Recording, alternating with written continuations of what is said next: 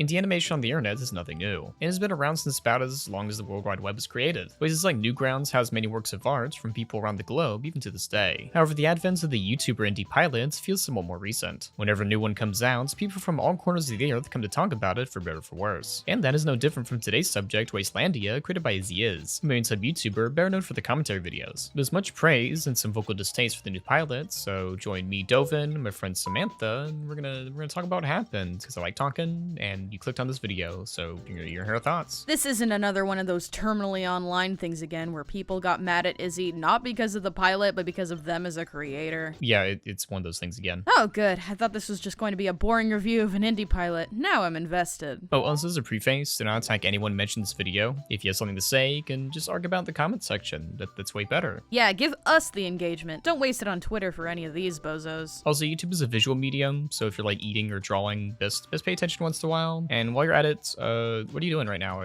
I really want to know. Like Samantha said before, this isn't going to be a review of the pilot, as it's like 5 minutes long. It's not that much lore behind it just yet. It's mainly just about gay furries talking to each other. I don't know, you can just go watch it after this video if you want. I encourage you. I'm always a fan of when gay furries talk to each other, like I'm on a Discord call with my friends. But as a brief overview of the cartoon, Izzzyzzz had been working on the pilot for several years. Publicly, as far back as I can find, was 2021 when they were doing a paid casting call for voice actors. Then they later asked for storyboard artists, and so forth. The tentative release was hopefully 2024, however they got pushed back to August 24, 2025. And this cartoon is one of the more auteur indie projects I'd seen. What does that mean? Well, Izzzyzzz was the writer, director, editor, partial concept artist, cleanup, background, and compositor, with others filling other respective roles. So basically you're saying that since Izzy did a lot more of the jobs, it's a more personable work whose artistic control was more at the forefront of the production? Alright, I wouldn't say that many words, but yeah, basically yeah. That's cool as fuck. Of course, I'm not saying it's necessary to do so, just that it was Izzy's creative decision in regards to their own pilot. And while the general knowledge is that Izzzyzzz is a live-action creator, they're also a 2D artist. Though I think they should post more of their art on social media and stuff, because, I don't know, I think it's fun whenever a creator shares their art online. Is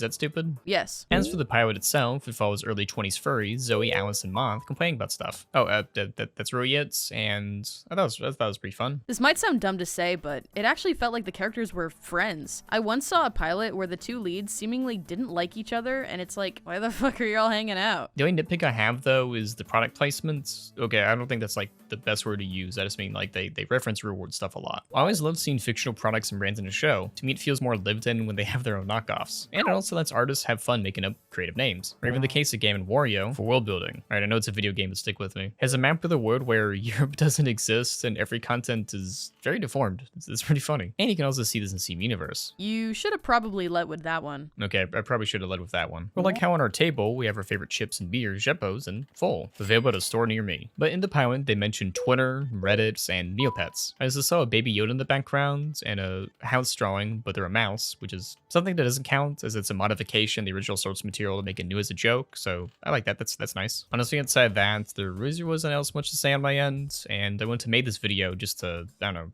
review the pilot. Like I said, that would have been boring as hell. Now that we've got the preface out of the way, we could talk about the hate that this cartoon got for some reason. Did it come from Twitter?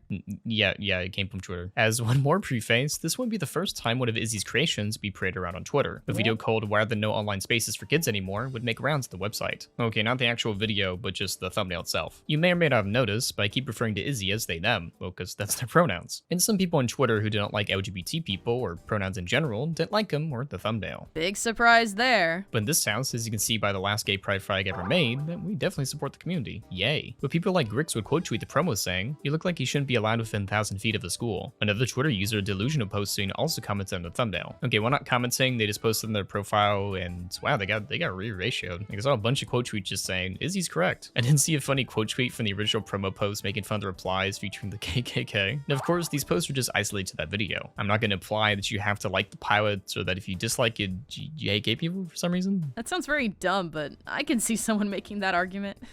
I just want to give a basis on the prior hate towards Izzzy as a creator. Not for nothing, but the video itself has one of the healthiest likes to dislike ratios I've ever seen on the platform. So the vocal minority of hate was mainly just on Twitter, it seems. However, in regards to the pilots, the critiques or jokes mainly focus on the art, or the artist more specifically, outside their gender identity. Toon Hive will make a post promoting the cartoon, with Twitter user Chic Dances quote tweeting saying, "Watch the pilot, and this was how it was for almost half of it." The video features an animation from XG with SpongeBob music and a lot of zoom-ins added in post. Then tweet, we get 25,000 likes. The poster will make a reply saying, "The humor is too reliant on modern internet humor, which will quickly make the show dated after just a few years. The world doesn't feel as though it's properly introduced to the audience, not to mention the pilot consists of characters complaining." Completely fine opinion to have regarding the cartoon. Though when I think they call X Twitter and mention old things like Neopets, the thing has already been dated and the creator knows that or intended it to be that way anyway. Though technically this means the show could take place before Elon bought Twitter, so that's something interesting to think about. However, this goes back into how I just prefer fake brands and names when it comes to show stuff. Though it was one tweet that got a lot of people talking, quote tweeting, and discussing the stuff. Twitter artist Cheesy Manfredo made a tweet August 26, 2025 saying, "Why are they trying so hard to make the furry slice of life cartoon the thing?" Here clarified they, meaning YouTubers. Reading the replies, they didn't like the pilot to Kitty Bobo, which was a 2001 pilot about a slice of life show about furries. There are quote tweets I want to highlight, but I want to break down the tweet and the reply first. The images used are from Izzy's pilot from 2025, Ellis Mark's pilot from 2024, and my pilot from 2020. Honestly, I had to scrape the bottom of the barrel to really make that list. Which is funny, because the YouTuber Tub made an indie pilot called Two Gay Cats in 2024, and a follow-up episode shortly after, which is a way more relevant example from my cartoon from, what, 5 years ago? This tweet is weird. Does he not see these projects as artistic because a YouTuber made them? That he doesn't inherently see YouTubers as artists, or that even YouTubers have stories they want to tell? Honestly, I don't know. Maybe they don't like that YouTube pilots are singing about similar things, or something along those lines. Or rather, because the YouTubers are not fully known as artists, it feels like someone dipping into another territory of creating, that he has to separate YouTubers from artists, because he sees it as two different things. I don't know. But Cyber Monday quote tweeted the post saying, "This is so unbelievably disrespectful, especially to Wastelandia. How as an artist could you even think to say something like this? Maybe I'm being dramatic, but shit like this is just too anti-art to me." Side note, I find it funny they said especially Wastelandia, like the other cartoons are not art. Like, hey, my pilot was bad, but that doesn't make it not art. It's just bad art.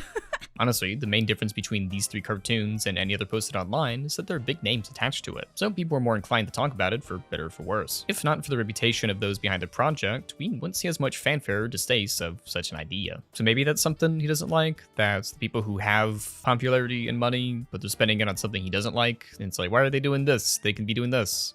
It's like, I don't know, it's just what we wanted to make. So like, if these were just cartoons posted on Newgrounds by a random creator, there wouldn't be big discussions about this project. Yeah, that's what I mean. In regards to art, a quote tweet by Dream to Breeze would say, "The concept of being shocked that cartoon animals in slice of life are popular choices for cartoons." Important thing to note is that Fredo doesn't have Twitter Blue, so he's not making money from this engagement, just being Mr. Grumpy Pants for the love of the game. Disliking a project or having problems with it is completely fine. In fact, YouTuber A. Lamau gave a critique of the show, the actual same day release, goddamn, and it had positives and negatives, what they liked and disliked. It wasn't an anti-art commentary, as I feel this tweet exudes. Well, perhaps not anti-art, but rather the bitterness on the attention of others, that maybe other projects are more deserving, but we talk about these more for some reason. The thing that you, my audience of people who have not subscribed yet, should internalize that you will see popular YouTubers, Twitch people, whatever creators make things, and they'll get a lot of attention. Not on the merits of the art necessarily, but because of the status of the creator. But just because a popular person made it, doesn't mean that you have to talk about it. You can just ignore it. Well, even for my pilot from 5 years ago, I honestly didn't think people would watch it when I made it back then, so to see it still be brought up today is a bit funny to me. It's unlisted on my channel, and nothing really worth watching, but thanks for still talking about it. But back to larger creators. Them creating something doesn't make your art and creations any less in comparison, just because yours doesn't get as much attention or discussion around it. Whenever I see a creator spending a lot of money on a project, I'm glad that people are getting some work. That's a pretty good net positive, I'd say. Tweets like this honestly remind me of my old bitter self talking about other people's cartoons and other works of art. A lot of that time being the straight up haters should just gone to creating on my own terms, and I let my own art skills deteriorate in this process of being bitter. Don't get it twisted, I'm not knocking the idea of critiquing art, of course, and there are a lot of good channels on YouTube that do that. Personally, I just feel better creating stuff, drawing and doing stuff like this thing I have right here, and I'm always glad to see my peers and mutuals work on projects like these and get paid. Yeah, you have been in a better mood just drawing more. Maybe getting out of that old friend group really changed your perspective on things. Ew, gross, introspective and affirmation by my friends, I hate it. But for Fredo, I want to point out good things as well. Even after his failed 2022 Kickstarter, he still creates comics of his OCs that get fanfare, as well as his non-OC comics that get quite popular on Twitter sometimes. I've seen some of these comics before, and I quite like them. Personally, being known for art is way better than being known as a guy who complains a lot. Trust me, I know from experience. I also don't want to make it seem like there was only negativity on Twitter regarding the pilot, as I did see quite a few people defending it, such as Twitter artist Fanai Space, calling the backlash over dramatic with their post getting over 14,000 likes. Or even seen more jokey tweaks like from artist Shelly Cat, with a post saying, "Story fans when the author writes another plot in which a character does things in a setting for the billionth time." These are pretty good. For Izzy, this isn't the last project they'll work on anytime soon. Currently, they're working with Studio Elan on a horror visual novel called Rainbow Valley. Not to mention they're wanting to produce more episodes of Wastelandia, being on Kickstarter or elsewhere. And I'm glad that even after this episode, they're continuing to create to move forward on their art journey. Which, speaking of, Izzy would make a tweet regarding their time on Twitter and the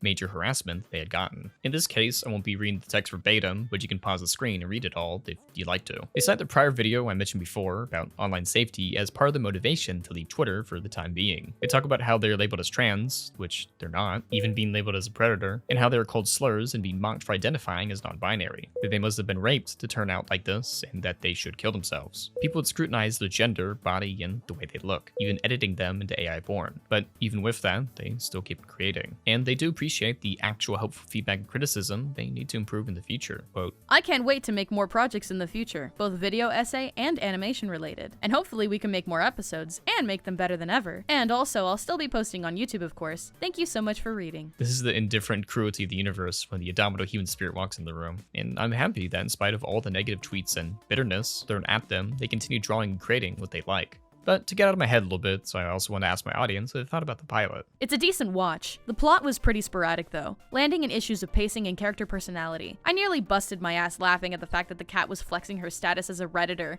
and the dog embarrassingly admits that she dropped out of medical school to play Neopets 12 hours a day. It almost reminds me of another slice of life indie animation called Mammal Squad by Moontoon, although it's a bit more serious and personal than the show. Overall, I think it's a funny pattern how commentary YouTubers like LS Mark and Izzzyzzz are going down the pipeline of being indie animators despite years of talking about cartoons and other media, but it does have some impressive results. 7 out of 10. I really enjoyed the art style and general vibe of the animation. I've seen a couple complaints from other people in terms of the plot, saying that slice of life with furries doesn't work or it's too played out, but I disagree. It was a fun watch and definitely enjoyed each character's little stories about their day. I especially like this new wave of furry character animations, kinda like Gassy's Gas and stuff. I adore the style and writing a lot. It feels a lot like animated shows these days are going for grandiose stories with these huge casts of characters and lore drops for people to piece together. So it's nice to see an adult slice of life plot in the mix. Plus, it isn't trying so hard to be mature with swearing, violence, and sex. There's nothing wrong with any of these, mind you, but adult animation can be so much more. I really hope it becomes the show. Side note, yay, you took my suggestion.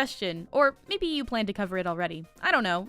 Loved it. The animation, art style, color, visual gags, music, voice acting, and writing were fantastic. A lot of characterization was introduced in less than 5 minutes without feeling rushed at all. I found the characters to be very believable, especially in their performance. My perspective is biased like anyone else's, of course, as I am a trans person who spent my 20s with queer roommates dealing with jobs, people, and college. I'm a punk rock junkie. It's nice to just have a cartoon where I can see myself and my friends. The way this plot treats queerness as so casual and normal, I get so much joy out of that. When some of the distaste from the cartoon stems from either the supposed identity of the creator or genre they chose to create in, rather than judging it solely by the art itself, it puts into perspective a lot of things. And I always love putting this image on screen in my videos from Twitter artists. If I like the same artist from someone that you like versus the artist you dislike, it's always good to show. And some actual critiques were seen by Izzzyzzz, as shown by the video by Alamau, them leaving a comment under it. So there's not an argument of sweeping for any animation, no matter what, or that these creators can't take criticism. As you saw with Dovin's cartoon from 5 years ago, not every indie cartoon is great. Honestly, if you've seen any of my videos, you know that Twitter really isn't the best place for artists. So I always can and will recommend other places to post and get involved with. I only use Twitter to post my videos, say happy birthday, and maybe like and retweet friend stuff here and there. I post my art on Blue Sky. No fun. But obviously, like any video, this is just my thoughts. I want to hear about what you thought of the pilots, this backlash, and I don't know, other stuff. Anything you want to tell me? Tell me in the comments below and I'll give them a read. I just love reading, Samantha. I just love reading. Oh wait, it's been super long since your last cartoon. Up to anything else? Oh, I've actually written on other people's works, and there's even a Kickstarter I'm going to be a part of, so I don't know, be on the lookout whenever that comes out. I even wrote on Pan Pizza's pilot that just released. Maybe I could talk about it in a future video. I've also been doing some graphic design After Effects work on some cartoons, so my oldest pilot wasn't like one and done, never gonna do anything ever again. Yeah, that makes sense. Glad to see you're still creating. And I'm glad you and our audience is still creating. So until next time, keep on drawing and have a good day. Don't forget to have a good day. And don't forget to pay your taxes. And everything you want. And gotta run taxes. Extract it. Let's back it up.